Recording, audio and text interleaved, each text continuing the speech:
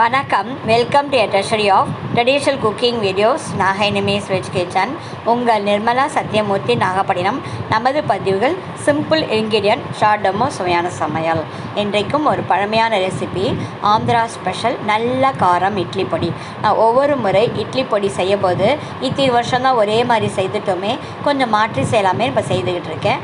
அந்த வகையில் இந்த இட்லி பொடி எந்த வகை பொடி செய்தாலுமே நீங்கள் ஃபஸ்ட்டு அதை செய்தப்புறம் தட்டில் ஆற போடுங்க.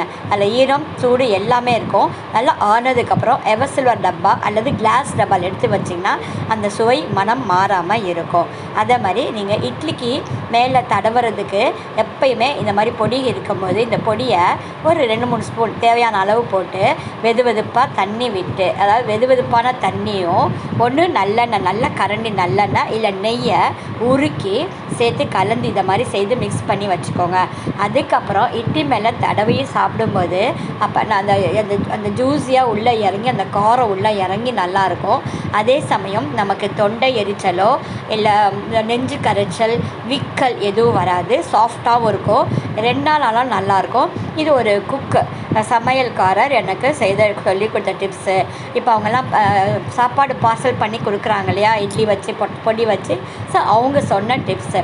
ஸோ இதை மாதிரி லஞ்ச் பாக்ஸுக்கோ நீங்கள் ட்ராவலுக்கோ அது மாதிரி செய்யுங்க. நானும் அதை மாதிரி எடுத்து நல்லா பெசரி இட்லி சாஃப்டாக சாப்பிட்ருக்கேன்.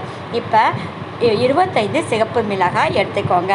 இப்போ அந்த காம்பை பாதி கட் பண்ணி 2ஆக நறுக்கி வச்சுருக்கேன். நான் எப்பயும் செய்கிற மெத்தட். 25 சிகப்பு மிளகாய்.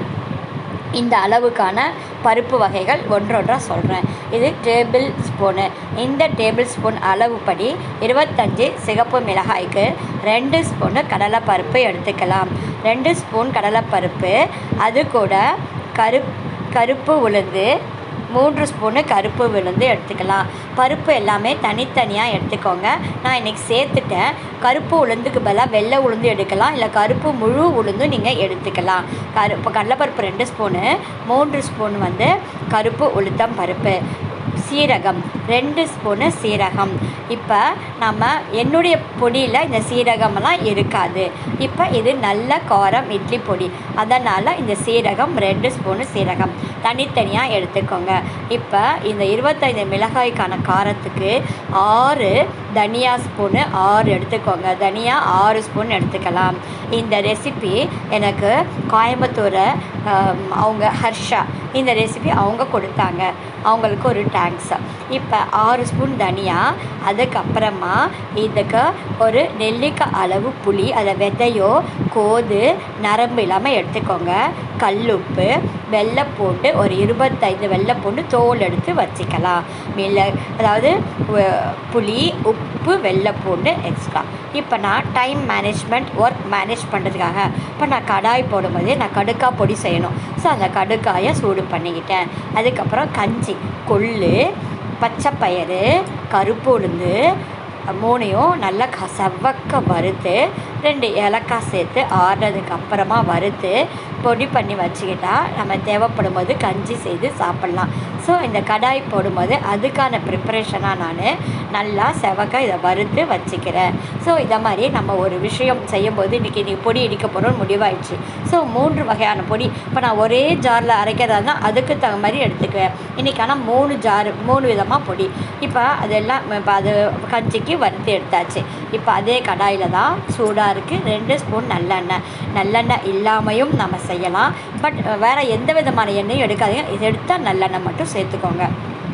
2 ஸ்பூன் நல்லெண்ணெய் எடுத்துகிட்டு மிளகாயை நல்லா செவக்க மொறுன்னு வறுத்துக்கோங்க. கருக விட வேண்டாம். இப்போ தணல் அதுக்கு தகுந்த மாதிரி அட்ஜஸ்ட் பண்ணி வச்சு கைவிடாமல் நீங்கள் நல்லா மொறுன்னு சிகப்பு மிளகாய் வறுத்து எடுத்துக்கலாம். அது கூட இனிமேல் எண்ணெய் சேர்க்க வேண்டாம். அந்த கடாயில் இருக்கிற எண்ணெய் பதம் போதுமானது. தனித்தனியாக தான் வறுக்கணும். அப்போ தான் இப்போ தனியாக வறுபடுறதுக்கான டைமோ அதுக்கான ஸ்பெஷாலிட்டி மனம் எல்லாம் வரணும்னா அது தனித்தனியாக வறுத்தால் தான் இந்த காரம் பொடி சுவையாக இருக்கும். ஸோ அதனால் நான் தனித்தனியாக தான் வறுக்கிறேன். நல்லா இதுவுமே தனியாக நல்லா வாசனையாக இருக்கும். செவக்க வறுத்துக்கோங்க. மீடியம் ஃப்ளேமில் வச்சு பொறுமையாக செய்தோம்னா நம்ம ஈஸியாக இருக்கும். இப்போ நான் இது பருப்பு மட்டும் தான் 2ம் சேர்த்துட்டேன். இதையும் வறுத்துக்கோங்க. எப்பயுமே நான் பொடி வந்து 25 மிளகாய் தான் நான் எடுப்பேன். 2 பேர் தான் நாங்கள் இருந்தால் கூடமே அதுவே எனக்கு 2 மாதம் வந்துடும். ரேராக தான் நான் எடுப்பேன். ஸோ உங்களுக்கு தேவைக்கு தகுந்த மாதிரி ரொம்ப நாள் இருக்கிறதுக்கு நீங்கள் 3 மாதம் 6 மாதத்துக்கு ஒரு பொடி இடிக்காதீங்க. அளவாக கொஞ்சமாக எடுத்து சீக்கிரமாக செலவு பண்ண மாதிரி எடுத்துக்கோங்க. ஏன் ஆனால் அது நல்லா தான் இருந்தாலுமே சமைச்ச காரம் குறைஞ்சி சுவை போயிடும். ஸோ ஃப்ரெஷ்ஷாகவே அப்பப்போ எடுத்துக்கலாம். ஏன் 6 மாதத்துக்கு ஒரு பொடி செய்து வச்சு மாதக்கணக்காக வச்சுக்கணும். ஸோ இது என்னோடய அபிப்பிராயம். ஸோ நான் எப்போயுமே கொஞ்சமாக தான் செய்து வச்சுக்குவேன். மேக்ஸிமம் இட்லிக்கு சாம்பாரோ சட்னியோ நம்ம செய்துடுவோம். அதனால் இப்போ கடைசியாக நான் சீரகம் படபடான்னு வெடிக்கும், நல்லா சட்டுன்னு வெந்துடும், வறுபட்டுடும். ஸோ கடைசியாக சீரகமும் செவக்காய் வறுத்து எடுத்துக்க வேண்டியதாக. பாருங்கள் பொரியும், அப்படியே படபடான்னு சத்தம் கேட்கும், படபடான்னு பொரியும். ஸோ அந்த சத்தம் எனக்கு அது நான் வச்சேன், அது கேட்குதான்னு தெரியல. இப்போ கடைசியாக எடுத்துகிட்டு ஆஃப் பண்ணதுக்கப்புறமா அந்த சூட்லையே உப்பையும் புளியையும் போட்டு ஒரு கலந்து அப்படியே வச்சிடுங்க. இப்போ நமக்கு கடுக்காய் பொடி எடுத்தாச்சு, நம்ம கஞ்சி பொடி அடித்து ரெடி பண்ணியாச்சு. இப்போ இதுவுமே கலகலன்னு நமக்கு ஆறி கரெக்டான பக்குவத்தில் இருக்குது. இப்போ எல்லாத்தையும் ஒட்டுக்கா சேர்த்து நம்ம மிக்சியில் அரைக்கலாம்.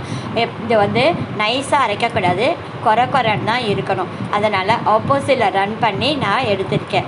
நல்லா கொரன்னு தான் அப்பப்போ கலந்து விடுங்க. மேலும் கீழுமா இந்த பூண்டு இருக்கிறதுனால அதனால் மேலும் கீழுமா கலந்து 4-5 தடவை ஆப்போசிட்லேயே அடிச்சுட்டு ஒரு தட்டில் ஆற வச்சுருக்கேன். ஏன்னா இதில் பூண்டு ஈரம் இருக்குது, அந்த சூடும் இருக்கும், அந்த ஆவியும் இருக்கும். அதனால் தான் நல்லா எப்பயுமே ஆற வச்சுட்டு நம்ம இட்லி பொடியை நான் ஸ்டோர் பண்ண செய்கிறேன். இந்த நல்ல காரம் இட்லி பொடி ரொம்ப சுவை மனம் நிறைந்தது. புது டிஷ்ஷு நான் கொடுத்துருக்கேன். உங்கள் எல்லாருக்கும் உபயோகமாக இருக்கும். செய்து பாருங்கள். நன்றி.